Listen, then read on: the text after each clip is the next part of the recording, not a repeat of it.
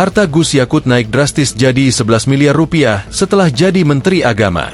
Mantan Menteri Agama, Menak, Yakut Holil Qomas alias Gus Yakut sedang menjadi sorotan publik setelah ditetapkan KPK sebagai tersangka kasus dugaan korupsi penyelenggaraan ibadah haji 2023 hingga 2034. Yakut diduga menyalahgunakan wewenangnya dengan membagi kuota haji tambahan sebanyak 20.000 jemaah dari pemerintah Arab Saudi secara tidak proporsional.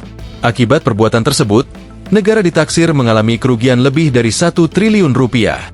Angka ini merupakan estimasi awal dan kini KPK masih menunggu perhitungan final, actual loss, dari Badan Pemeriksa Keuangan, BPK. Yakut Holil tercatat aktif menjabat Menteri Agama sejak Desember 2020 hingga Oktober 2024 di era kepemimpinan Presiden ke-7 RI Joko Widodo.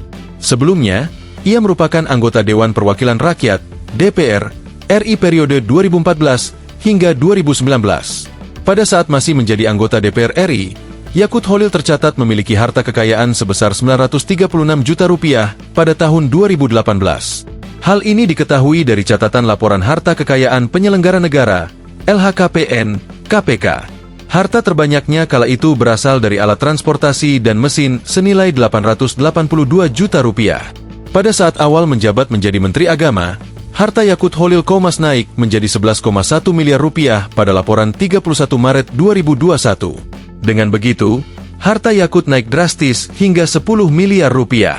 Harta terbanyaknya dalam periode laporan Maret 2021 berasal dari tanah dan bangunan yang Yakut milik, total mencapai 9,3 miliar rupiah. Selanjutnya disusul dari harta kendaraan mobil total 1,2 miliar rupiah, kas sebesar 646 juta rupiah, dan harta bergerak lainnya sebesar 220 juta rupiah. Berikut laporan harta kekayaan Yakut Holil Qomas sebelum menjadi menteri dan sesudah menjadi menteri, dirangkum dari LHN KPK. 31 Desember 2018, masih menjadi anggota DPR RI, hartanya 936.396.000 rupiah. Namun pada 31 Desember 2020, sudah menjadi Menteri Agama, naik drastis menjadi 11.158.093.639 rupiah. Pada 31 Desember 2021 kembali naik 11.774.830.491 rupiah.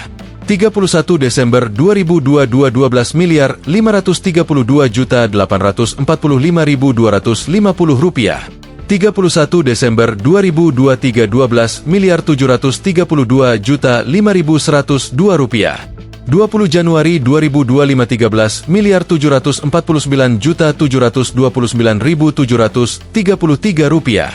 Meski telah berstatus tersangka, KPK belum melakukan penahanan terhadap Yakut maupun mantan staf khususnya, Isfah Abidal Aziz, IAA, alias Gus Alex. Juru bicara KPK Budi Prasetyo menyebutkan bahwa penahanan akan dilakukan dengan mempertimbangkan strategi penyidikan. Terkait penahanan nanti kami akan update. Tentu secepatnya, karena KPK tentu juga ingin agar proses penyidikan bisa berjalan efektif, jelas Budi.